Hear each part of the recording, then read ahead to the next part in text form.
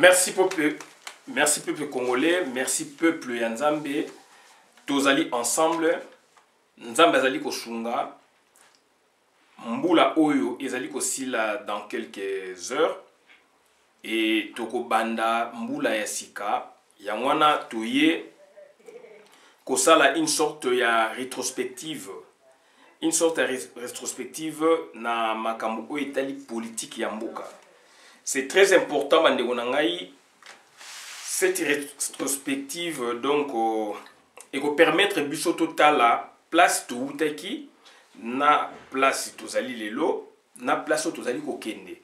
Donc ba étape nyonso na to meka ko brosa ensemble na bino. Donc toye ko parler mingi donc na ba parti politique. Ba parti politique ya Congo de 60 jusqu'à nos jours. Total la acteur, total la contexte et puis total la enjeu. Voilà.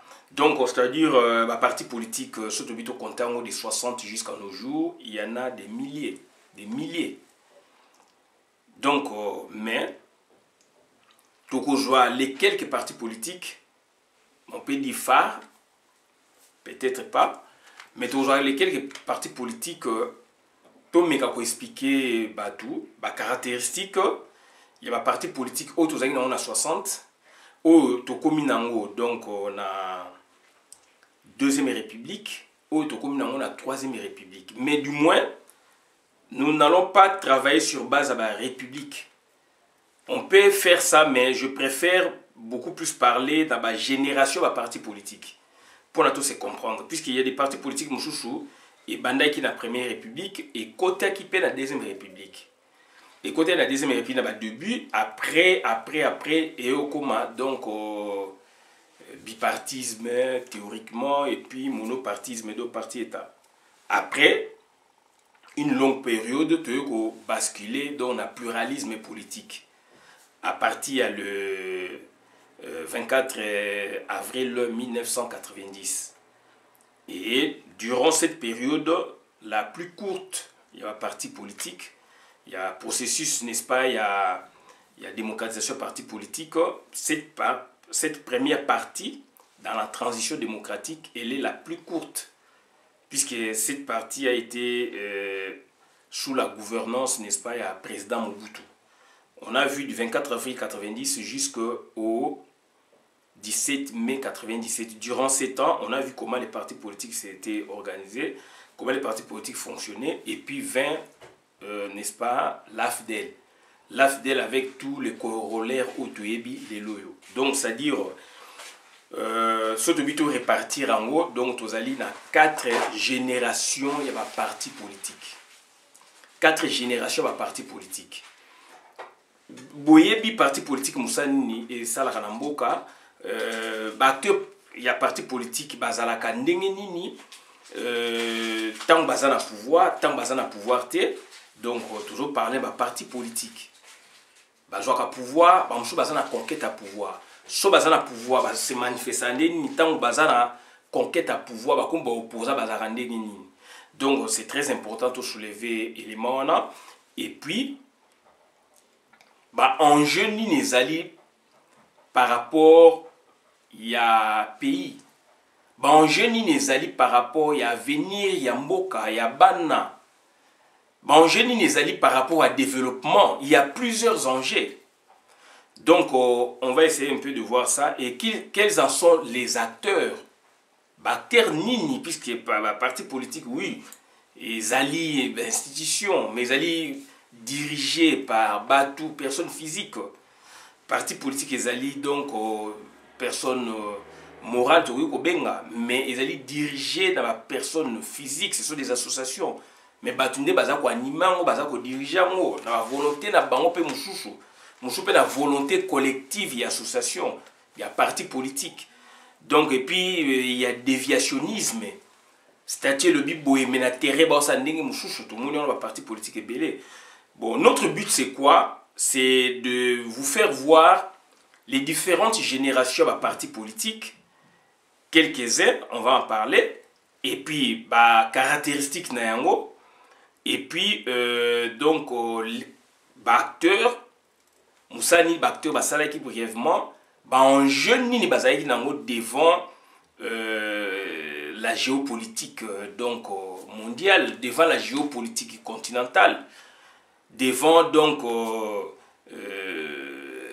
la géopolitique interne. Donc si je parle de la géopolitique, pas la géopolitique, mais devant donc, c'est-à-dire la mouvance politique au niveau interne vis-à-vis d'un tel parti, vis-à-vis de l'autre parti, etc. Puisque vous en avez pouvoir. Acteur, tout le monde a banni. Donc, première génération, ezali génération Oyo, parti politique mingi à caractère tribal. J'insiste là-dessus. Parti politique mingi na période à caractère tribal. Donc, c'est-à-dire à caractère tribal, tout autant que la bino lokola abako, tout autant que la bino union mongo, et je pense que qui tenu na Bomboko ou Papa Bolia. Donc abako parti belé ezala ki wana toza na liste awa to meka otangela bino. Donc Balubakat do Baluba de Katanga, c'était une association, un parti politique. Bonsoir, une association, un parti politique. Serea ezala ki mingi na Kivu. Et là, on parle même, il y a eu incrustation, il y a Rwandais, Nakati déjà. Donc, Inyomongo, Balubakat, Serea, Asoreko, na Bako, Bayokani, na Front commun, Bolikango, Kazavubu, voilà, Pelumumba. Donc, ça dit, il y a un indépendance tcha-tcha-tcha, Asoreko, Abako, Unibat, il y a Union Yabateke. Konakat, MNC Lumumba, ça c'est un parti politique puisque MNC et Aiki Moko et Kabwani, MNC Lumumba, L, donc MNC bar L, Lumumba, MNC bar K, Kalonji Ditunga.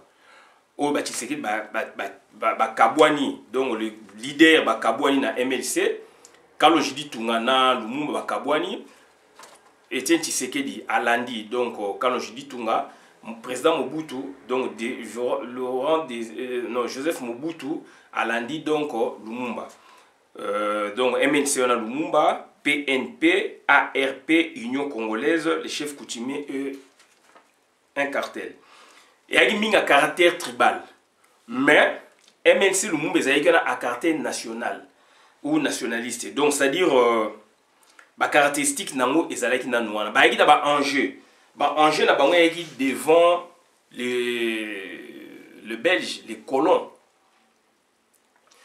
Donc il fallait base à la position moko claire, contrairement à la politicien Lelo, mais bango ba une position moko claire. Ba kei na table ronde à Bruxelles, bazai munoko moko, exemple belé to pesa rebelé wana, Lumumba ba kangié, président Kasavu de leader Kasavu ya bako. Malgré la opposition antagonisme, abino avant tout banda ba séance, il faut Patrice Aya. Donc c'était un amour. C'était déjà une unité nationale. Mais nous disons que président Kasavubu, Nabanzenza Landu, Badiomi, etc. Bazaiki Batumoko donc il y a Abako donc c'est-à-dire il y a tribu na bango, association pour na Bakongo, mais du moins ils ont plaidé pour na Lumumba. Et alors Lumumba représente un esprit unitaire, un esprit donc national ou nationaliste.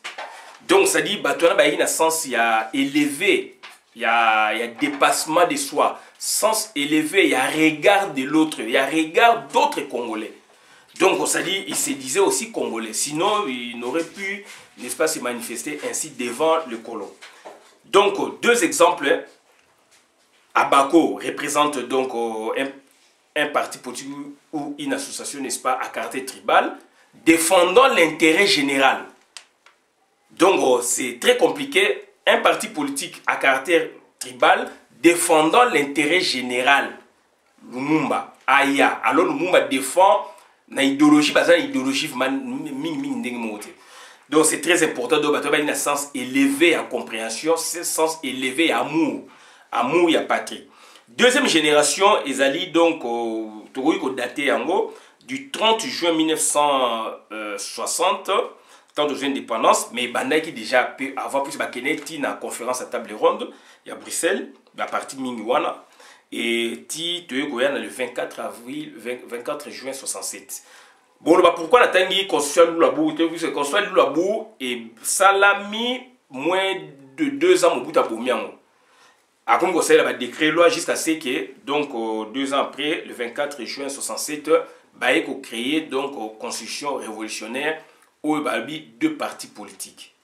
C'est là maintenant donc ça dit bah parti où on a caractère tribal etc. donc il y a qui puisque il y a un pluralisme politique et il y a qui tina 67. Mobutu Bomi a eu 2 partis dans la constitution révolutionnaire, donc 24 juin 67 jusqu'au 23 décembre 90. Durant 3 ans, il y avait 2 partis politiques théoriquement. Mais sur le terrain, il n'en avait qu'un seul, donc le MPR. MPR parti étendé et commis le 23 décembre 90. Le 24 avril 1990. 70. Le 23 décembre 70 jusqu'au 24 avril 1990. MPR parti État. Mais tant que MPR parti État, il y avait des partis au Batitia qui MPR, au Baningisa qui MPR. Donc ça dit bazali promotion, bazali génération moko. Tout on a la 2e génération, donc il n'y a pas seulement le MPR ni le MPR parti État, il y a donc marque qui parti monnaie awa qui a Munguna, donc oui, donc président Nayango, un Congolais, Abunda qui a créé parti en 1974. Mais Mobutu a fait ça qui est espacé. Bunda qui na clandestinité, surtout les banda, assise d'abord avec les banda. Mendo Malanga Bazala qui a comme bazo bengi Badika, a bomba qui comme authentique. On l'appelait par ce nom-là d'emprunt, Badika. Bazala qui est belé, donc batu belé wana et ningi ça y a une branche armée, na branche boy il y a 2 branches. Donc Marc, nous citons aussi le Palou, nous citons aussi l'UDPS, je dirais pas directoire, pas directoire comme en 90, mais de l'UDPS dans la clandestinité à partir des années 80. Donc voilà un peu donc les 3 partis ou les 4 partis puisqu'il y a un PR parti État. Marc, donc il y en a 5. Marc UDPS n'a pas loup, parti politique où ils allaient qui pona donc Babuna qui na 2e génération, donc la 2e génération parti politique. Logique na bango, na logique où il y a parti politique il y a 1re génération, ils ont dingue mogote. Et quand on kokana mais ils ont dingue mogote. Donc c'est à dire contexte pe kokanité. Au connaissant na contexte nini, il y a non seulement indépendance, mais il y a conférence à table ronde. Tout et préparer indépendance. Oyo sikoyo MPR banini il y a un contexte nini. Contexte donc c'est-à-dire il y a coup d'état. Mobutu sali coup d'état, parti mususu, responsable, leader mususu, congolais, bimi leader, leader parti politique. Donc leader wana s'opposer na fonctionnement ya mboka, donc résultat et au salanini et donc la démocratisation. Il n'y avait pas seulement le UDPS ou Abundisa qui Mobutu, il y avait aussi Marc na libanda ao. Donc il y avait aussi le Palou et l'UDPS. Donc caractéristique il y a mwana enjeu dans nini, il y avait la dictature. Donc ça dit sur la tiki mboka ndengana mboka donc ekufi donc ça dit congolais perdre la liberté na bango droit na bango makambi belé.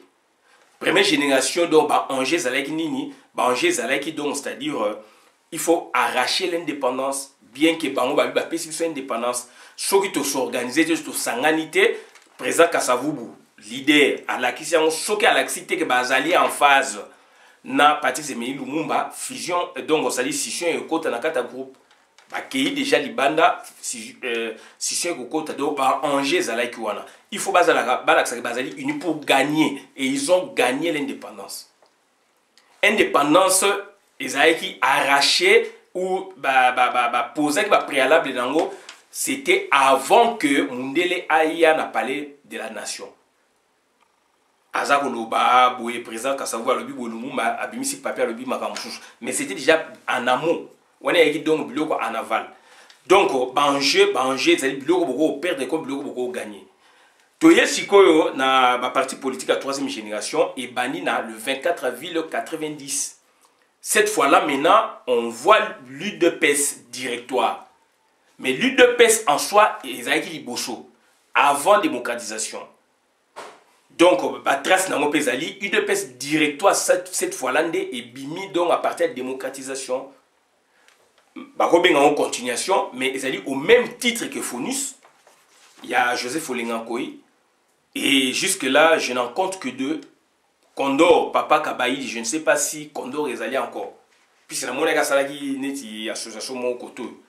Donc, ça dit, parmi les partis où et Bimaki na moment il y avait Condor, il y avait UDI, il y avait donc RDR et Namwasuka, il y avait UDPS, il y avait donc Palou, donc qui est en extérieur. Maman Thérèse Pakassa, la défunte, Azalaki Wana, après qu'ils aient une année 200 ans, après démocratisation, à Bimisi, Palou, mais une branche à Palou, et Tikalaye Kunanakat.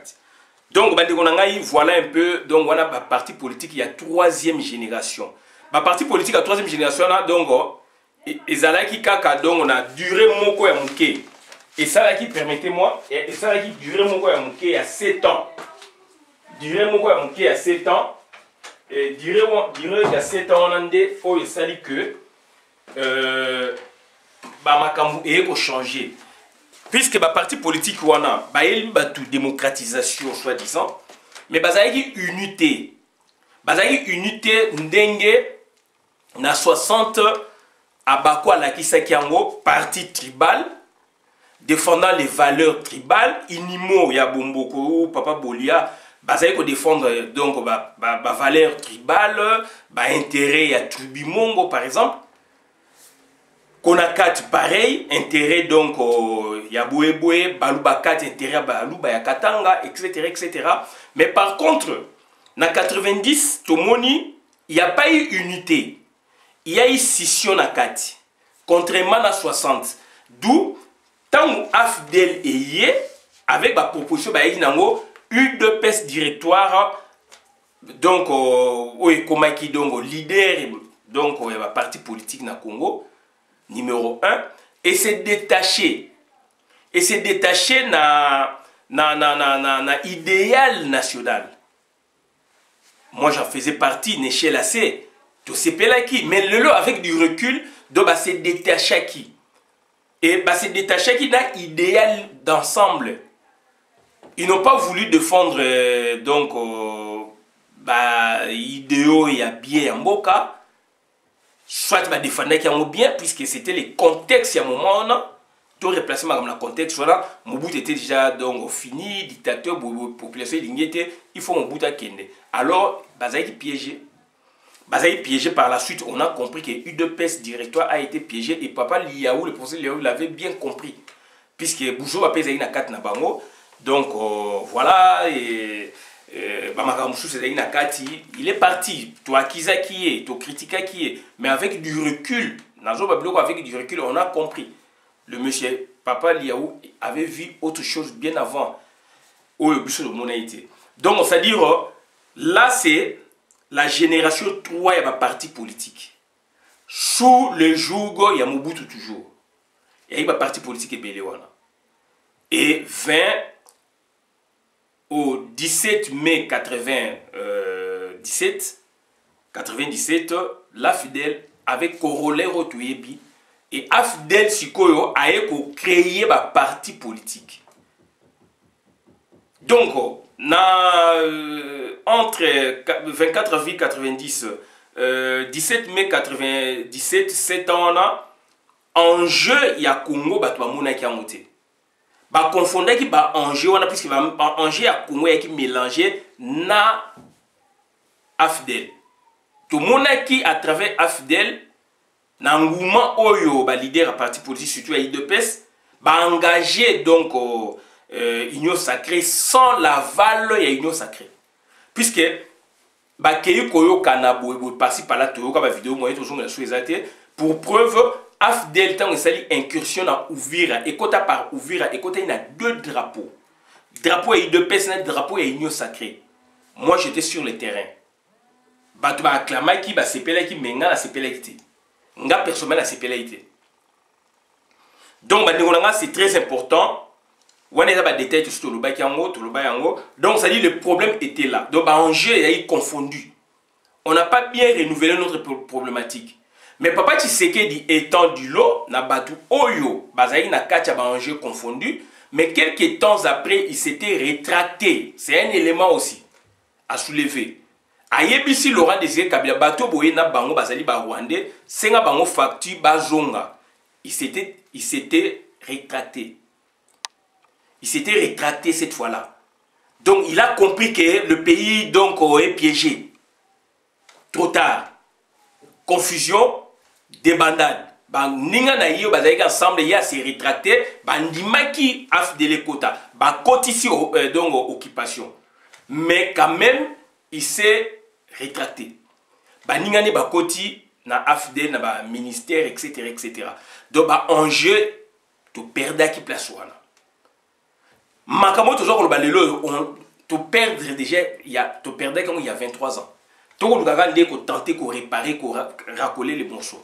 Donc tu perdais qui déjà donc enjeu na moment et bandeko nanga c'est difficile yango moni tozali ko bunda lelo donc bango afide tango ye et na technicité na yango wana ya mabe donc ngana obengo ya mabe et y a ba intelligence nango caché ya malamu na ya mabe et y a ba philosophie mususu dans militantisme mususu donc ba ramollir même ba cerveau ya ba leader politique ba racheter bango ba sombi bango bah il créer donc à partir wana donc quatrième génération à parti politique na contexte nini occupation et qui confondu na ba papa politique on a bengaka ba confonda qui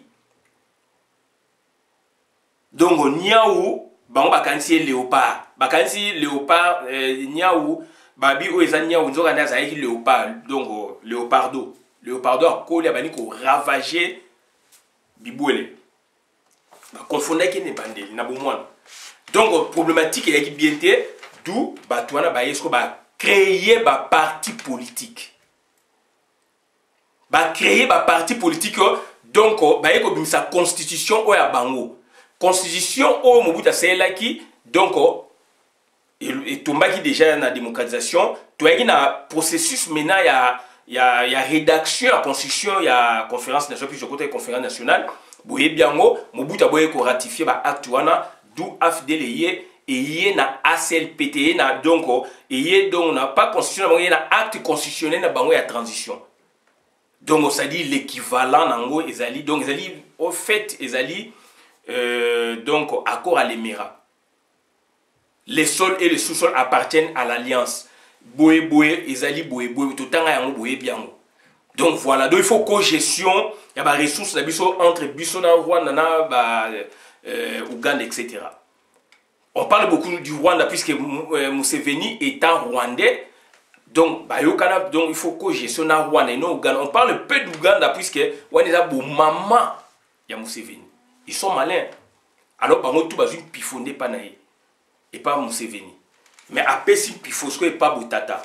Donc voilà un peu, donc le côté siko donc on a des ordres on a bouillé qui wana parce que donc ça dit tu étudier qui problématique bien té et ba jubiso place wana ba jubiso place wana donc mboka ekufi ba créer ce qu'on parti politique MLC bimi ils allaient œuvre ya occupation MLC ils allaient parti politique ya occupation ensemble ils allaient parti politique ya occupation SID ils allaient parti politique ya occupation Franck Diongo, donc J.C. Mwemba, Boye, Délice Sanga, Boye, Bazali Batu, il y a quatrième génération, il y a un parti politique. Bien que Martin Fayulu Azali Moutou, il y a troisième génération. Donc, à bandi politique, il y a officiellement, mais officiellement, bandi na 90. Officiellement, bandi na 90. Donc, il est de la génération 90. Ngai la bandi activisme na 90. Donc ça dit tozala bango to bandi na bango esika moko tango makabe fungwami biso na terrain bango bakoti ba bureau bani voilà. baolenganko etc. Donc c'est-à-dire le seul parti politique où ezali à moment on a ezali UDPS lelo kabone habité nebelé et puis donc fonus ya olenganko mingi kufi. Donc, quatrième génération, et bien, parti arrivé à AFDEL, va créer un parti politique, va créer un agrément, va c'est la bango misala, va bana la bango misala, va sombi va politicien congolais. Donc, Mboka et Koufi, mutako défendre le Congo azate. Donc voilà, acteur boyebi bango, oyokuna achelibaya, oyachelibaya, aza parti politique nae, ligablo nae, azu agrément, bazo c'est la tout power. Donc, Angers et Zaluando, on a perdu. On a perdu jusqu'à ce que donc balkanisation est annoncée. On a perdu. Bazali toujours tenter de fissurer donc unité nationale. Yango biso to sala ba vidéo, yango bino ko sala ba vidéo, biso nyoso to sala ba vidéo pour na ko racoler ba morceau. Donc voilà ba ndiko na ngai makamna ngai ko loba donc ça dit ba parti politique Angers, Tolobé, tu expliquais, on a perdu beaucoup. Dans la génération, on a gagné peu. Qu'on gagnait avant 97. Avant d'arriver à AFDEL. Après arriver à AFDEL, on a perdu beaucoup. Mais sous Mobutu, on a gagné un peu, donc on a arraché le pluralisme politique. Sous le Belge, on a arraché l'indépendance. Ba Angers Angwana, ba acteur na biso ba Lumumba ba Kasavubu, ba Boé, donc ba Bolikango etc. ba Ileo ba nani. Donc ça dit ils ont travaillé, ba quand je dis Tunga ba Zaïke Belé, ba Kamitatu, ils ont travaillé pour arracher l'indépendance. Ça c'est un enjeu majeur.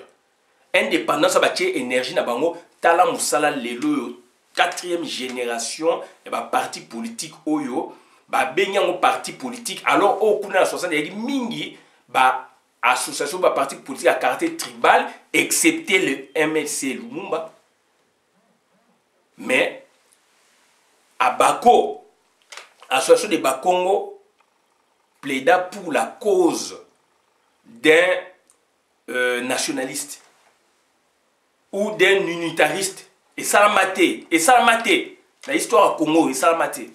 Batouana ba une esprit mouchouchou. Ba parti politique bengo à caractère tribal mais donc transcendant. Ils voyaient la nation, ils voyaient l'identité nationale par rapport à ceux d'aujourd'hui. Où to bengo parti politique à caractère national, mais ce sont des grands tribaux, des grands tribalistes. Par ailleurs, ba o kuna ba to bengo bango donc ba parti politique à caractère tribal, et ça y pendengwana ba ça y na ascendance, na transcendance mouchouchou.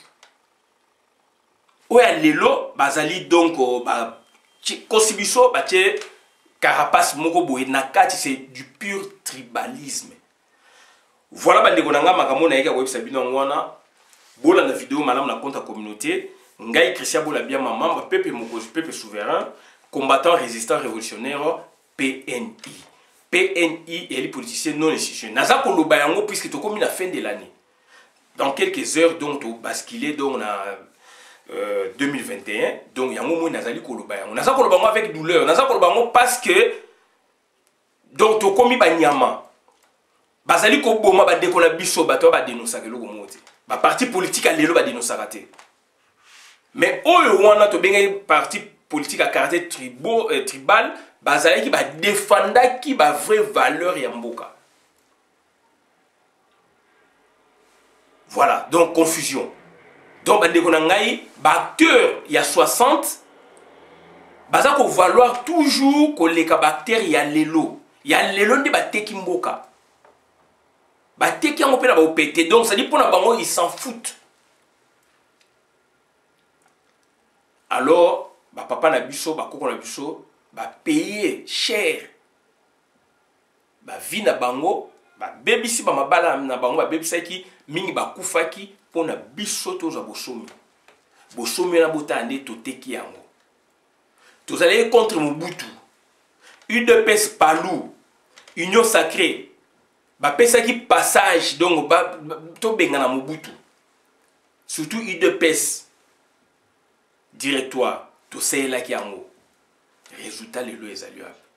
La même UDPS wana le ventre d'abord ya Félix Antoine Tshilombo maman na ye botala makambo bazali kosala biso enjeu ezali wapi ya mboka baoyeba ko distinguer te baza koteka mboka epa bapaya pona mwana na ye aza na tapis rouge likola tapis rouge mwana pe asepeli azala bongo ezali fierté bato pe bazokumisa ye to rekile makasi